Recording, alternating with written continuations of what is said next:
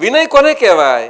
કે મહાત્મા દશાએ કરીને મહાત્મા લક્ષણ ઊભું થયું હોય જેનામાં અંદરથી, એ વિનયનો ગુણ પાંગર્યો કહેવાય.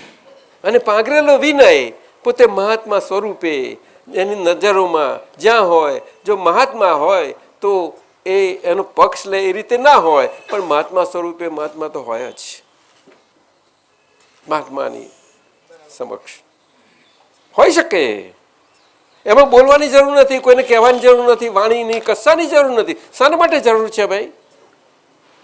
જો થાય તો દરેકે પોતે પોતાનો હિસાબ અંદર કરવાનો છે, ત્યાં બહાર ક્યાં આવું છું?